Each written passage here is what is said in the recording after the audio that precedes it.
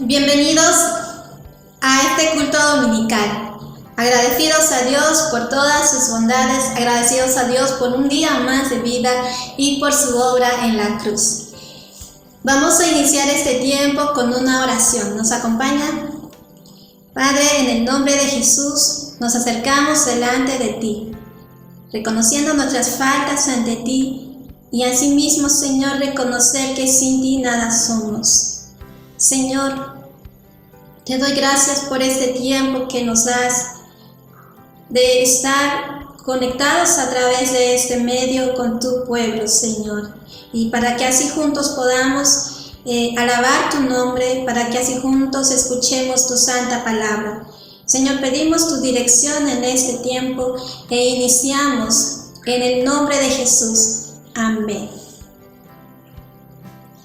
La palabra del Señor dice en el Salmos capítulo 66 de esta manera: aclamad a Dios con alegría toda la tierra, cantad la gloria de su nombre, poned gloria en su alabanza, decid a Dios cuán asombrosas son tus obras. Por la grandeza de tu poder se someterán a ti tus enemigos. Toda la tierra te adorará y cantará a ti, cantarán a tu nombre. Vamos a alabar al Señor por sus obras. Amén, como lo dice el salmista. Alabemos al Dios junto al ministerio de alabanza de la iglesia.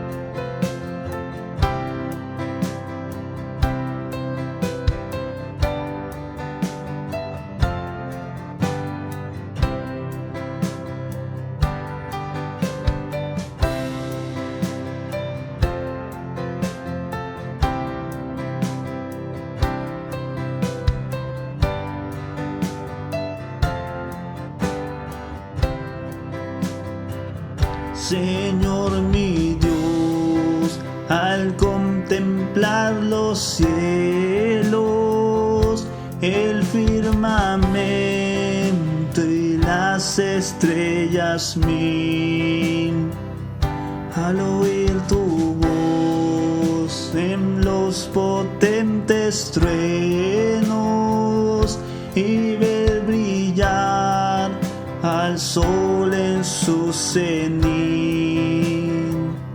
mi corazón entona la canción.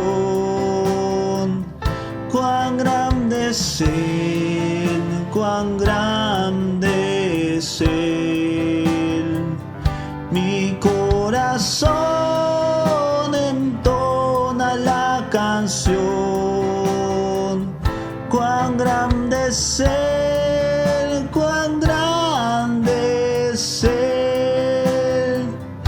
Al recorrer los montes y los valles y ver las bellas flores al pasar, al escuchar el canto de las aves y el murmurar del claro manantial, mi corazón entona la canción. Cuán grande es Él, cuán grande es Él. Mi corazón entona la canción. Cuán grande es Él, cuán grande es Él.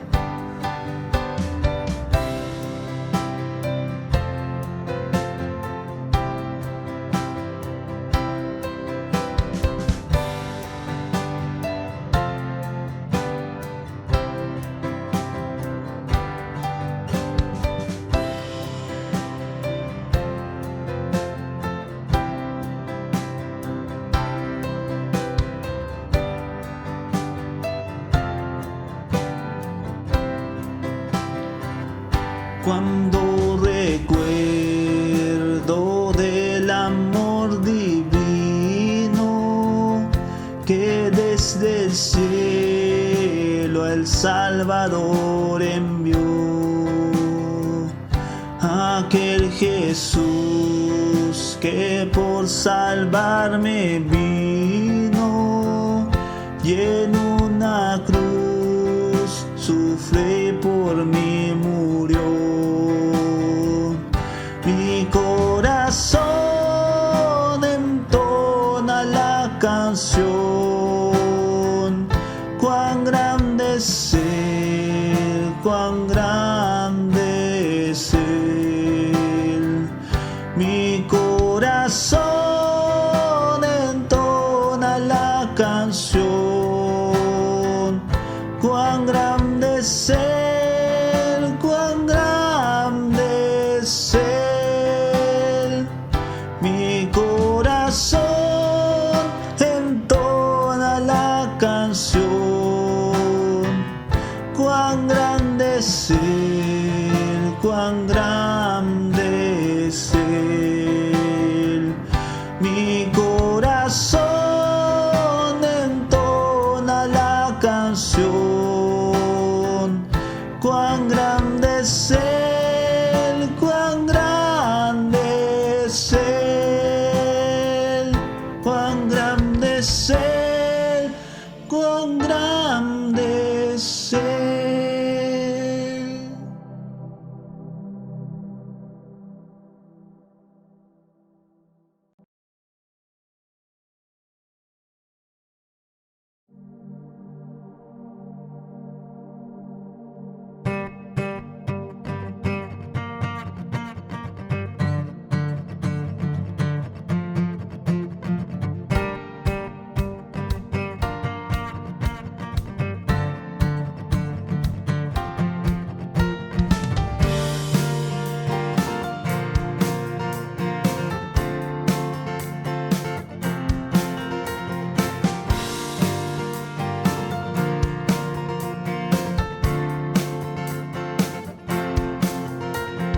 ¿Quién sino el Señor las estrellas creó y su luz limitó? ¿Quién sino el Señor sol y luna formó, movimiento les dio? ¿Quién sino el Señor hace la lluvia venir, truenos rugir? Sobres grandes son. Dios poderoso, tú gobiernas la creación. Con tu palabra, Señor, te exaltaremos. Dios poderoso, de ti canta la creación. Llenas todo tu Señor.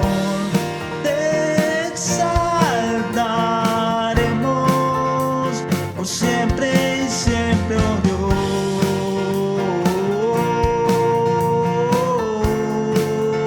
Dios. ¿Quién sino el Señor ha soñado en el plan para el hombre salvar? ¿Quién sino el Señor limpiará al pecador con su sangre y amor? ¿Quién sino el Señor puede dar vida y salvar por una cruz? Tus planes grandes son. Dios poderoso, tú gobiernas la creación. Con tu palabra, Señor, te exaltaremos. Dios poderoso, de ti canta la creación. Llenas todo tu Señor, te exaltaremos por siempre y siempre, oh Dios.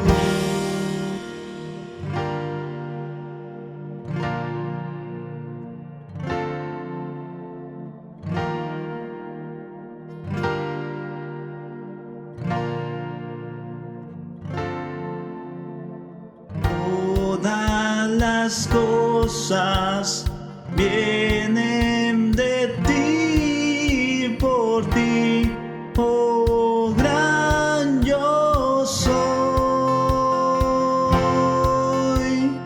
Todo es tuyo y para ti, oh Señor, oh gran yo soy. Dios poderoso, tú gobiernas la creación. Con tu palabra, Señor, te exaltaremos. Dios poderoso, de ti canta la creación. Llenas todo tu Señor, te exaltaremos por siempre y siempre, oh Dios, te exaltaremos por siempre y siempre, oh Dios,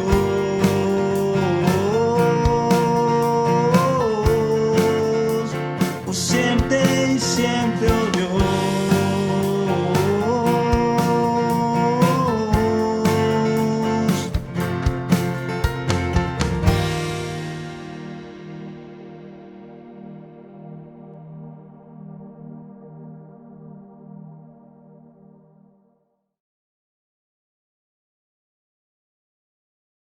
Ha llegado otra sección que también es importante.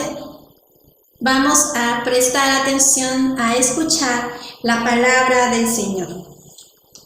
En el Salmos capítulo 119, versículo 110 nos dice de la siguiente manera: mi vida está de continuo en peligro, mas no me he olvidado de tu ley. Me pusieron lazo los impíos, pero yo no me desvié de tus mandamientos. Vamos a escuchar la palabra del Señor, ya que ella nos ayudará a librarnos en muchas circunstancias adversas que nos encontremos. Ella nos fortalecerá. Invitamos al siervo del Señor, nuestro hermano Elmer Pacti. Saludarles en este tiempo en el nombre de nuestro Señor Jesucristo. Vamos a estudiar en este tiempo el tema Jesús es tentado en el desierto, que está en San Mateo capítulo 4, versículo 1 al 11. Pero antes vamos a orar para que el Señor nos guíe en este tiempo. Padre nuestro que estás en los cielos, te damos gracias en este tiempo. Tenemos vida gracias a ti. Y vida eterna, gracias a que enviaste a Jesús a morir en la cruz por nuestros pecados. Ahora, Señor, pedimos sabiduría para poder entender tu palabra. Enséñanos tu palabra y guíanos, Señor, en tus caminos. Con humildad, desde el fondo de nuestro corazón, pedimos dirección. En el nombre de Jesucristo, nuestro Señor y Salvador. Amén.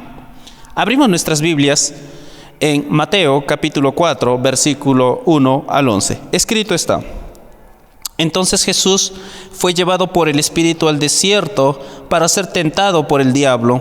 Después de haber ayunado 40 días y 40 noches, sintió hambre.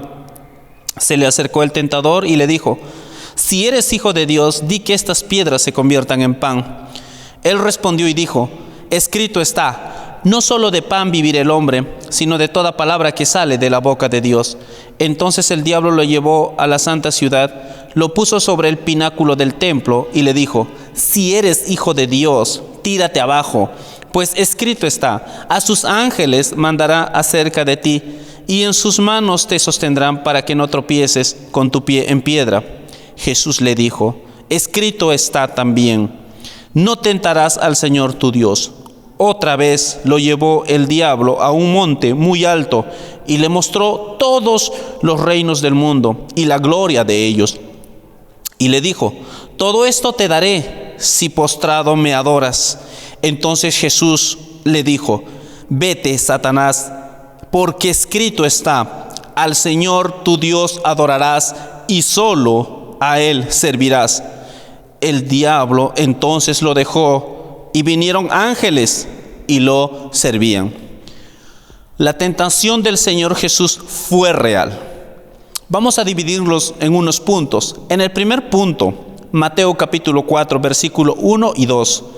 Jesús es puesto en un lugar de tentación. Dice, entonces Jesús fue llevado por el Espíritu al desierto para ser tentado. Después de haberse identificado con los pecadores en su bautizo, lo que estudiamos en la anterior lección, esto fue una identificación ahora con la tentación que nosotros íbamos a enfrentar. Por eso fue tentado Jesús. Esto fue una parte necesaria en su ministerio. Así que verdaderamente fue llevado por el Espíritu al desierto. Un contraste vamos a hacer en lo que vivió Jesús, la gloria con la cual fue bautizado y del desafío que ahora está enfrentando para ser tentado por el diablo. Un contraste. En ese entonces fueron las aguas del Jordán. Ahora es el desierto árido. En ese entonces había multitudes enormes. Ahora soledad y silencio. En ese entonces el Espíritu reposaba como una paloma. Ahora el Espíritu lo lleva al desierto. En ese entonces el Padre lo llama Hijo amado. Ahora el silbido de Satanás, el tentador. En ese entonces el agua del bautizo. Ahora el fuego de la tentación. Primero se abrieron los cielos. Ahora el infierno. Jesús no necesitaba ser tentado para crecer, sino que lo soportó la tentación para poderse identificar con nosotros, como está en Hebreos 2:18.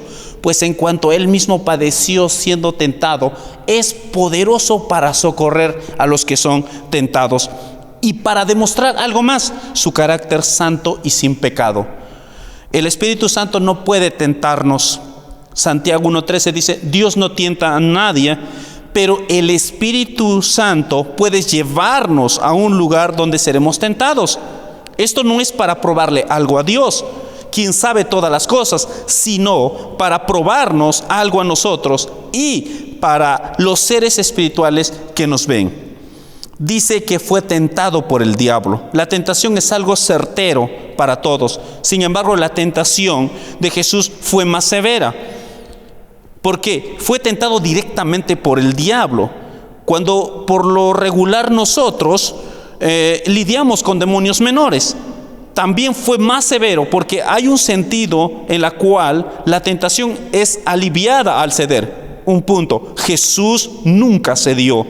Por lo tanto, Él soportó niveles de tentación tan altos que nosotros nunca tendremos por experiencia. Él no fue tentado como nosotros, Él fue tentado por el diablo mismo y a un nivel tan alto que ningún ser humano podría soportar. La observación de Lutero en cuanto a la tentación se mantiene verdadera, dice, que 3 cosas esenciales: la oración, la meditación y la tentación son los 3 mejores instrumentos del ministerio del Evangelio. Es lo que dice Spurgeon. Después de haber ayunado, dice, 40 días y 40 noches tuvo hambre. Mateo menciona el desierto árido. El desierto de Judea era exactamente así. Y la condición física severa de Jesús después de un ayuno tan largo. Se dice que después que de los dolores de hambre regresan después de un ayuno, así Jesús tuvo hambre. Eso indica una cosa, que estaba comenzando a morirse de hambre. Un hambre tan grande que sintió Jesús. Y aquí, ¿qué podemos ver? Era visto el poder divino milagrosamente en sostener la naturaleza humana de Cristo. Sin comer, esto era un milagro, lo dice Pulp.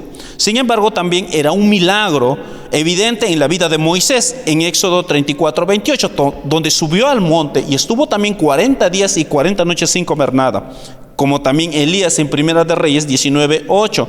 Esto fue sobrenatural, pero más allá de la capacidad humana, cuando es habilitado por el Espíritu de Dios, dándole toda la gloria a Dios, quien hizo que puedan soportar estos ayunos. 40 días y 40 noches. ¿Por qué menciona estos términos? Bueno, este es un periodo familiar de prueba en la Biblia, tanto en los días de Moisés y para Israel en el desierto.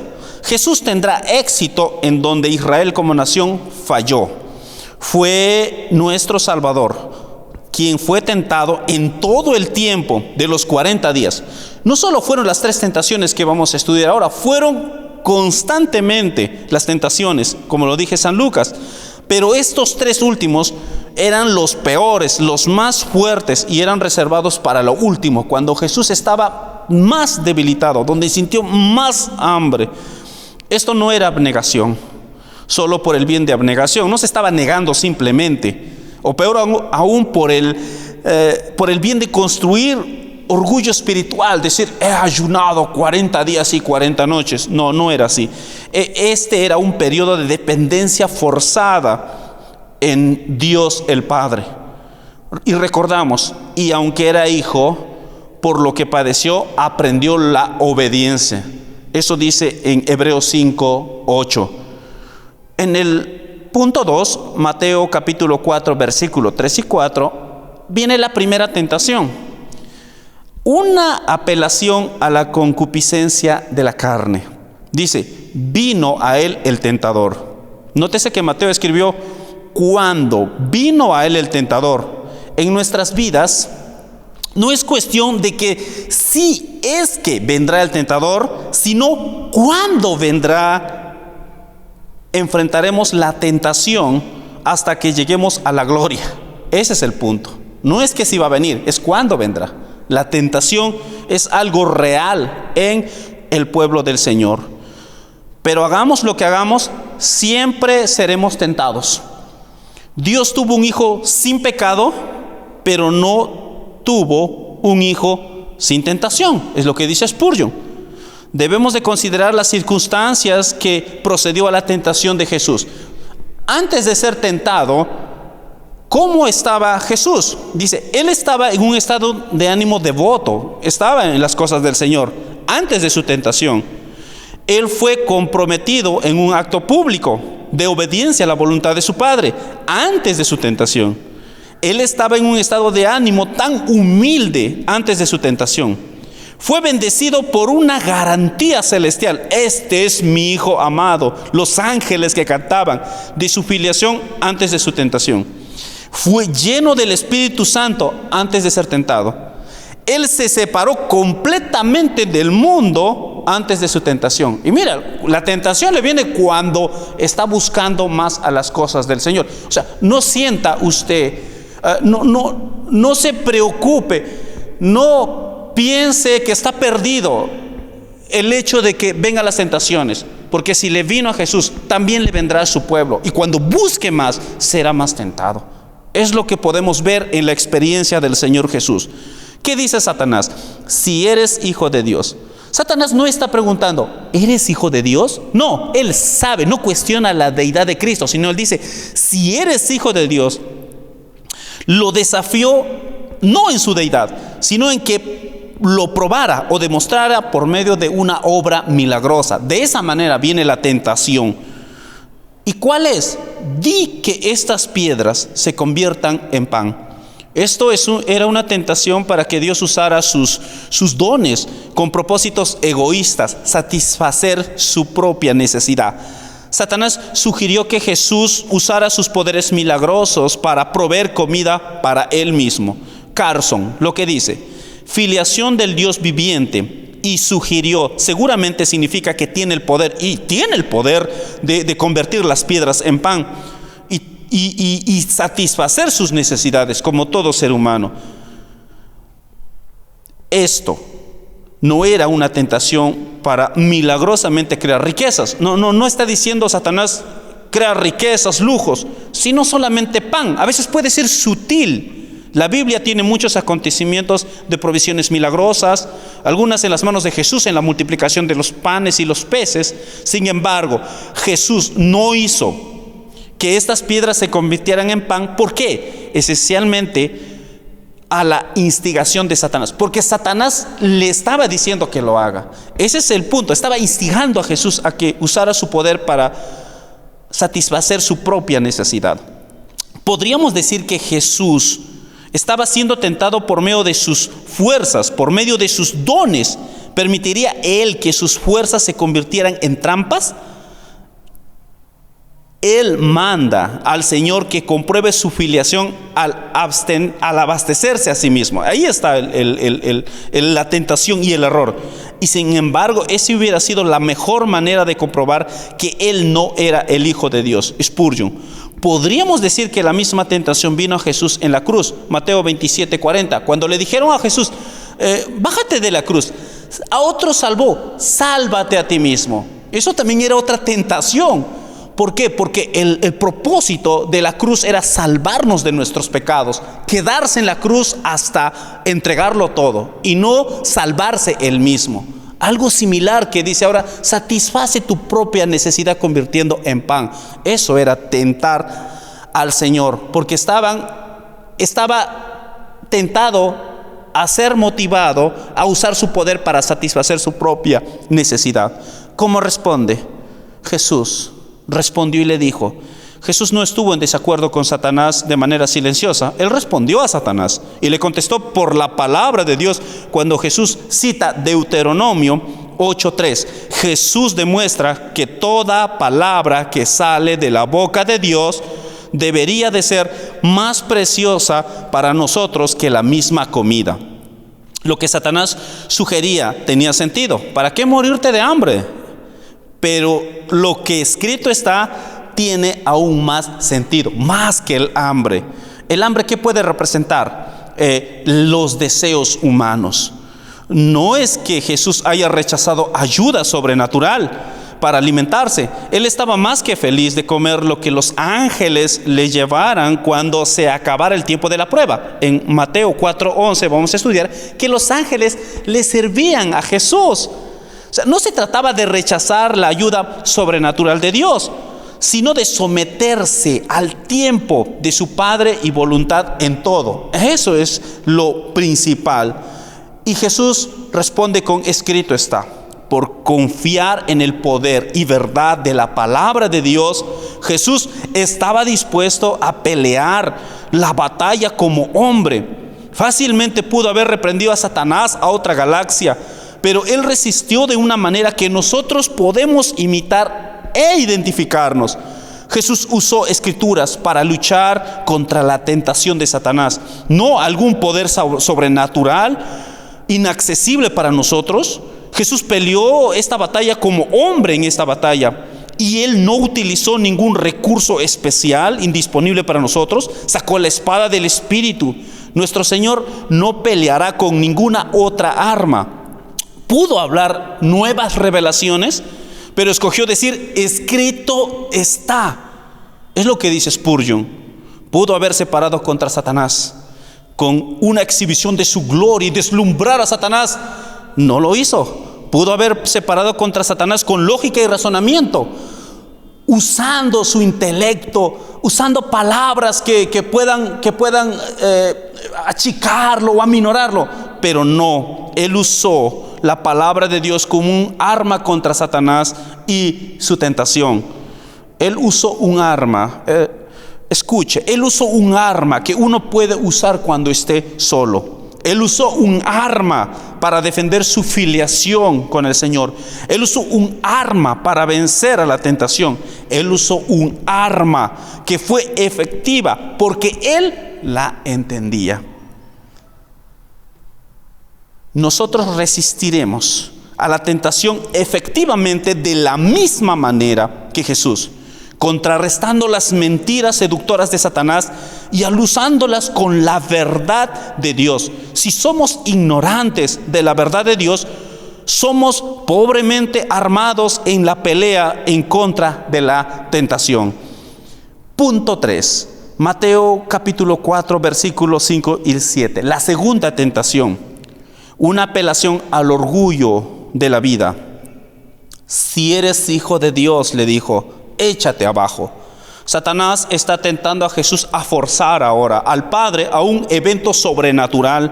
Satanás apela al deseo de cada hombre a sentir la aprobación de Dios y a tener esa aprobación demostrada públicamente. Le puso sobre el pináculo del templo, dice. El pináculo del templo se levantó aproximadamente unos 200 pies desde el suelo del valle de Cedrón. Un salto de ahí y la aparición de la protección angelical prometida sería un espectáculo remarcable. Las sugerencias del diablo eran de una crisis artificialmente creada, no de confiar en Dios en las situaciones que resultan de servicio obediente. Es lo que dice Franz.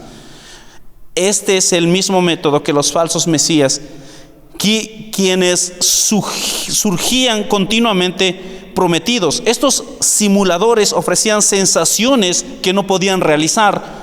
Jesús podía realizar cualquier cosa que prometiera porque no habría de hacerlo. Barclay dice así: Jesús solo tenía este tiempo de demostración espectacular en su bautizo en Mateo 3:17, cuando el Padre se abre los cielos y dice: este es mi Hijo amado. Eso fue un acontecimiento espectacular, pero solo fue en ese entonces.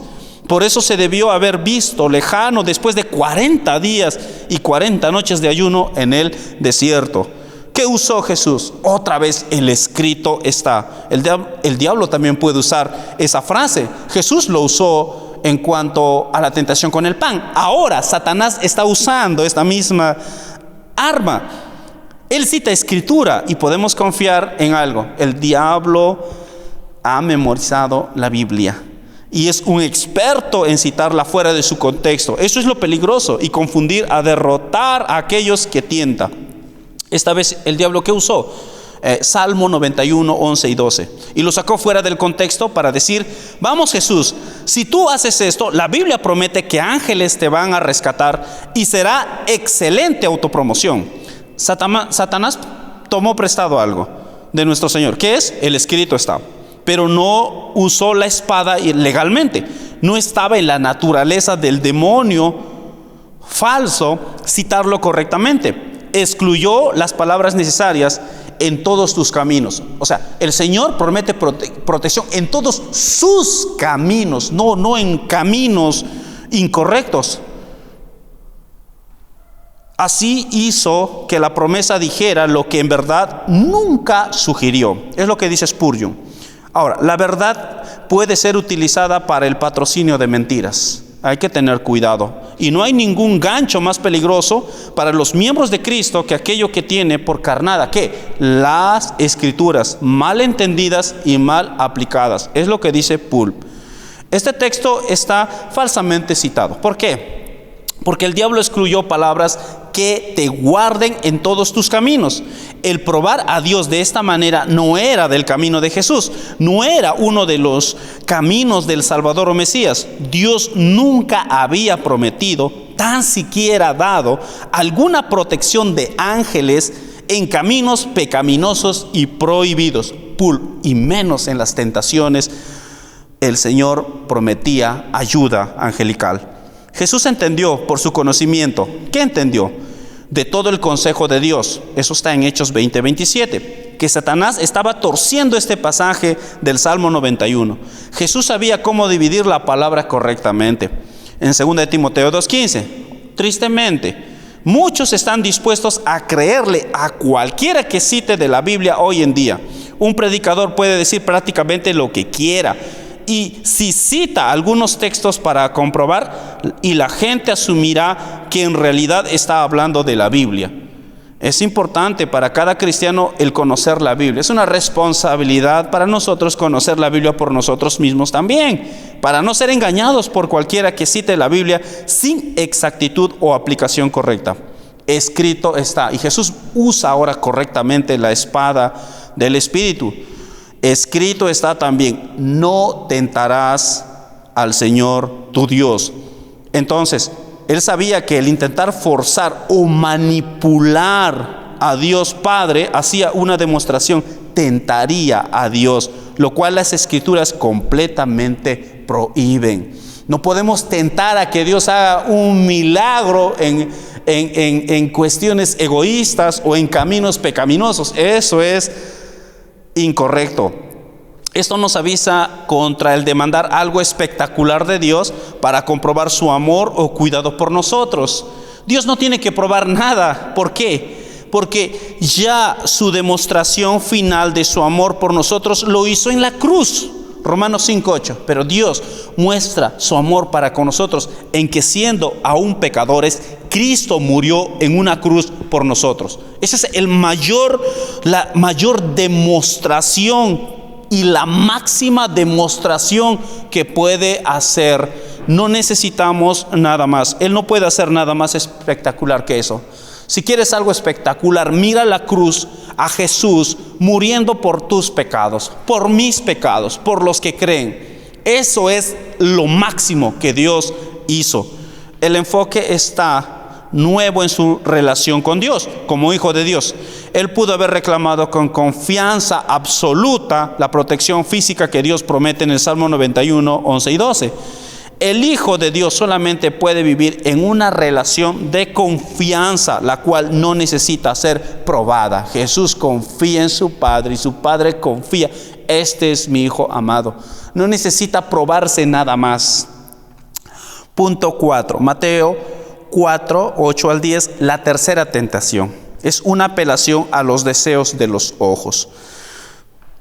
Todo esto te daré, le dice el diablo. Esencialmente, esta visión invitaba a Jesús a tomar un atajo a la cruz.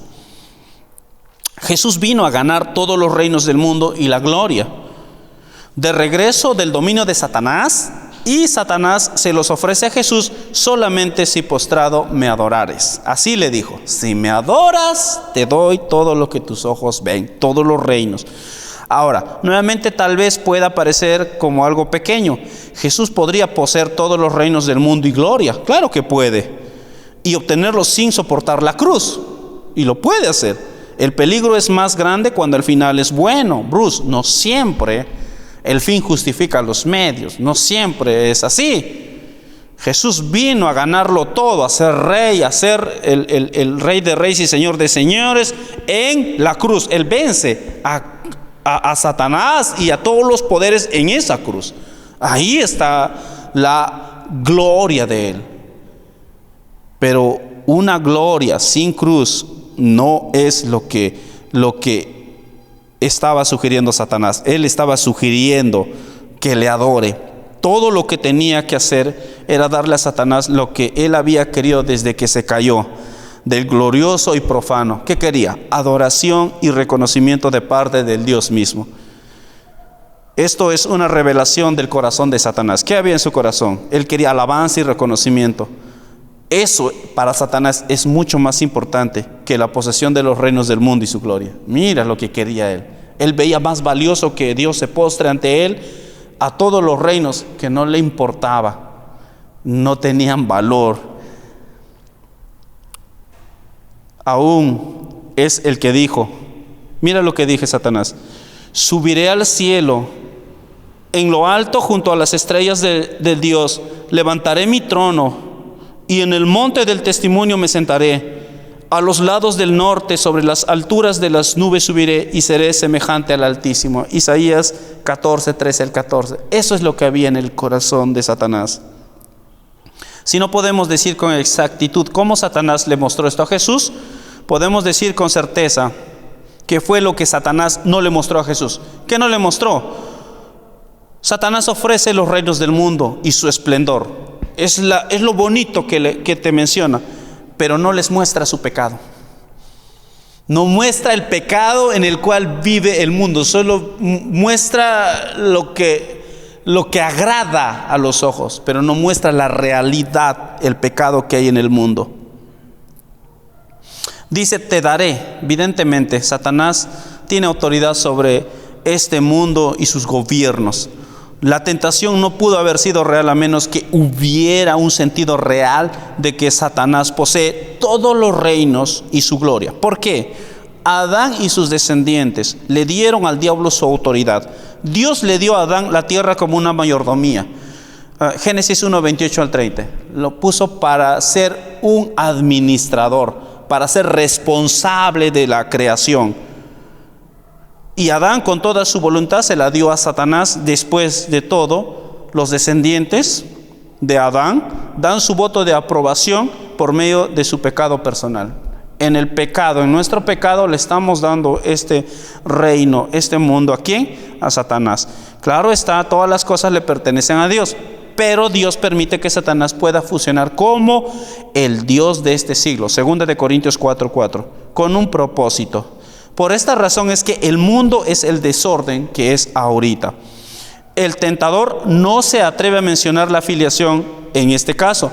Por eso habría puesto la sugerencia blasfemia también al desnudo. Ningún hijo de Dios puede adorar a la maldad. Es lo que dice Spurgeon. Jesús, ¿qué le dijo? Vete, Satanás, porque escrito está. Jesús respondió con la escritura de nuevo y le mandó al diablo que se fuera.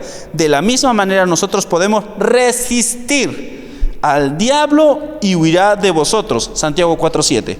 Funcionó para Jesús, el diablo entonces le dejó y funcionará para nosotros.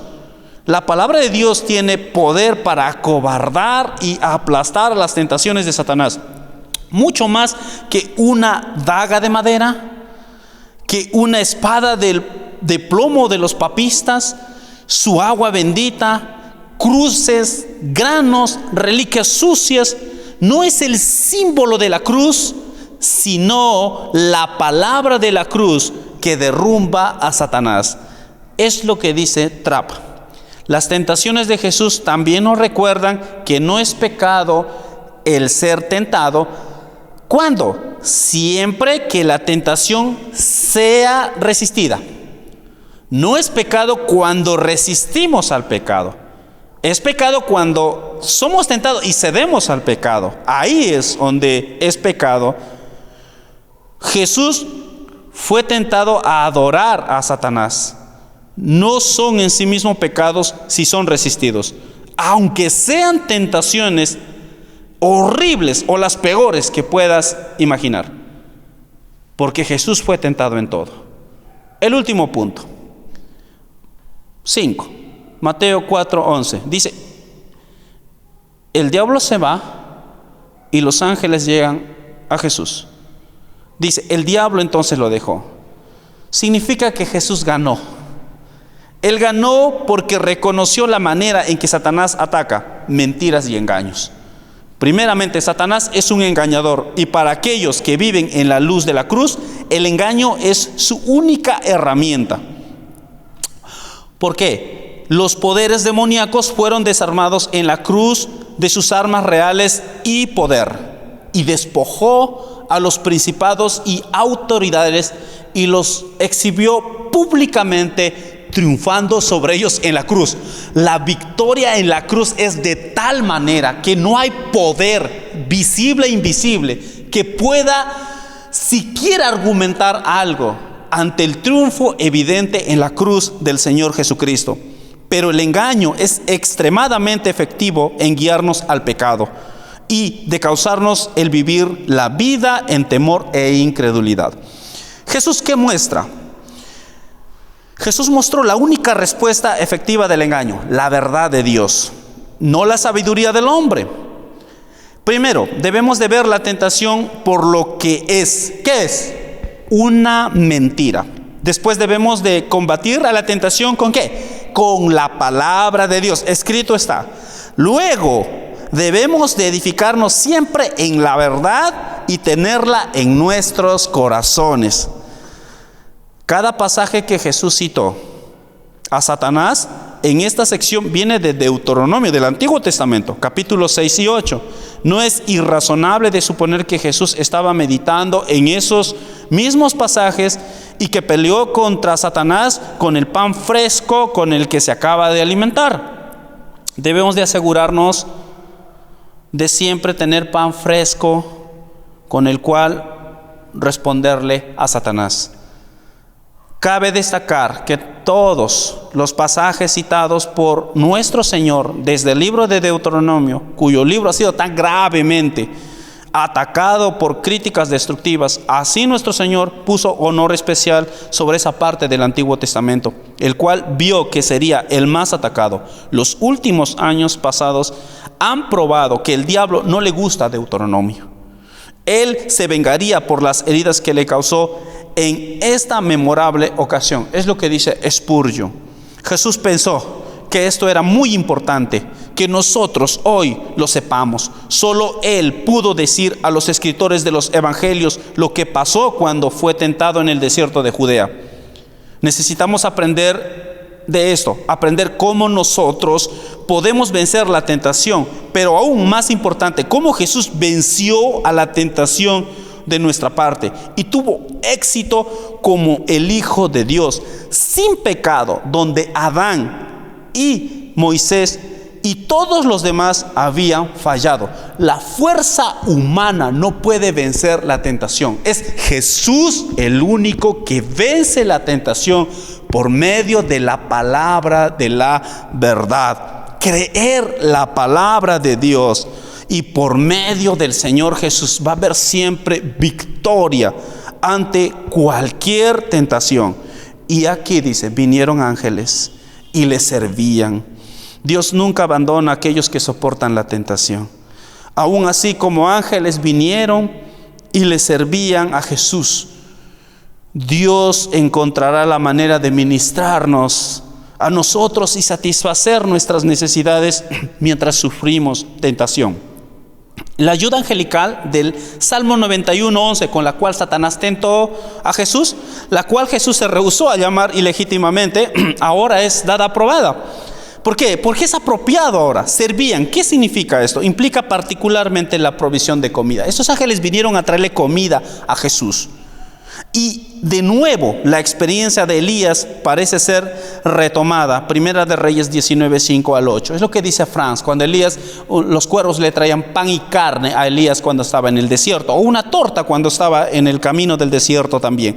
Entonces la provisión divina se dio a Jesús. Ahora la recibe Jesús. ¿Por qué? Porque fue en la voluntad del Padre cuando terminó el periodo de tentación. Y así el Señor también nos va a ayudar y nos va también a proveer para nuestras necesidades. Estos seres santos tal vez no hayan venido mientras la batalla estaba siendo peleada, no sea que hubieran dividido los honores en ese día, pero cuando terminó el duelo se apresuraron en llevar comida para el cuerpo y comodidad a la mente del rey campeón, Spurgeon.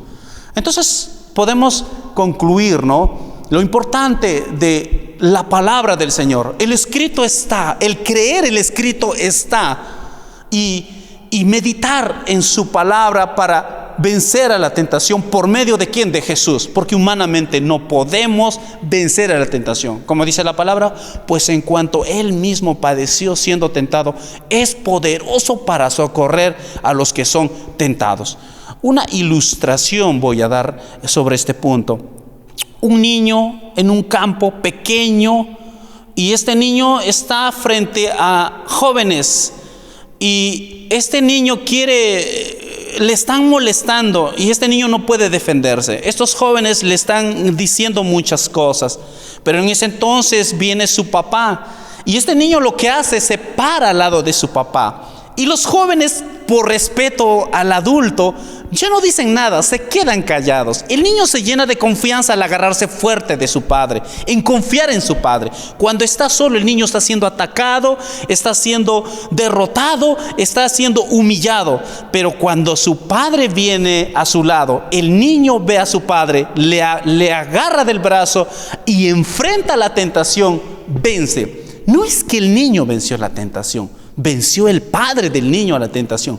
De la misma manera, nosotros también podemos confiar en aquel que venció en esta tentación ante los deseos de los ojos, la gloria de este mundo, aún para sus necesidades personales.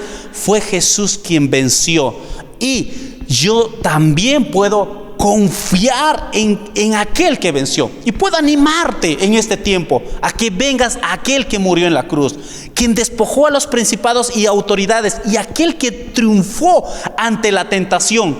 Solo Él puede vencer la tentación, y unidos a Él nosotros también podemos vencer. No porque haya poder en nosotros, porque nuestros poderes nada son, pero en Él hay victoria. Somos más que vencedores por medio de aquel que nos amó, por lo cual estoy seguro que ni la vida, ni la muerte, ni principados, ni potestades, ni lo alto, ni lo profundo, ni ninguna otra cosa creada nos podrá separar del amor de Dios que es en Cristo Jesús? La victoria es en Jesucristo. Primero, ante el pecado, donde venció en la cruz, puedes acercarte confiadamente que Él murió en la cruz por tus pecados, y por medio de la fe, arrepentimiento de tu corazón, por medio de la fe en Jesús, entras en la gloria del reino. Y también Él es poderoso para presentarlo sin mancha y sin caída en ese día glorioso. Él vence la tentación. Él es el único que puede hacerlo. Vamos a orar en este tiempo para pedir la ayuda a nuestro Padre. Padre nuestro que estás en los cielos, te damos gracias por tu palabra bendita, y pido, Señor, que los que han oído tu palabra, Señor, puedan venir a Jesús, Señor, para perdón de sus pecados, Señor. Que puedan venir a Jesús arrepentidos para que les limpies y entren en tu reino. Y también, Señor, a los que han creído, para que, Señor, en el tiempo de tentación puedan venir a Jesús. Y como Jesús, el escrito está, Señor, sea el arma que puedan usar contra la tentación, contra las acechanzas del diablo. Y aún así, Padre, pido por los que han caído, porque somos humanos, Padre, somos débiles, somos imperfectos. A los que han caído también el escrito está, que si confesamos nuestros pecados, tú eres fiel y justo para perdonar nuestros pecados y limpiarnos de toda maldad. Poner los ojos en Jesús es victoria en la tentación. Poner los ojos en Jesús es victoria ante el pecado. Señor, ayúdanos a confiar, Señor, en Jesús. Y en el escrito está que tiene poder para sobreedificar a tu iglesia. Muchas gracias, Padre, por tu palabra. En el nombre de Jesucristo, nuestro Señor y Salvador. Amén. Bendiciones en el nombre de Jesús. Amén. Estamos llegando a la parte final. Bueno, ya hace 2 semanas la puerta del templo se ha podido abrir. Así que se está realizando los cultos presenciales los días domingos a partir de las 9 de la mañana hasta las 10, que es el primer servicio, y el segundo servicio desde las 11 hasta el mediodía. Esperemos que puedas asistir para que así juntos también alabemos al Señor y volvamos a vernos, ¿sí? Quisiera despedirme con este versículo que se encuentra en el libro de Efesios, capítulo 6, que nos dice de esta manera: por tanto, tomad toda la armadura de Dios, para que podáis resistir en el día malo, y habiendo acabado todo, estar firmes. Se encuentra en el libro de Efesios capítulo 6, versículo 13. Te animo a que tú puedas tener esta armadura, y solamente la podemos tener en Cristo Jesús. Él nos redimió y Él sigue siendo nuestro Salvador y quiere ser también el Salvador de tu vida. Pues Dios te bendiga y te guarde. Hasta pronto.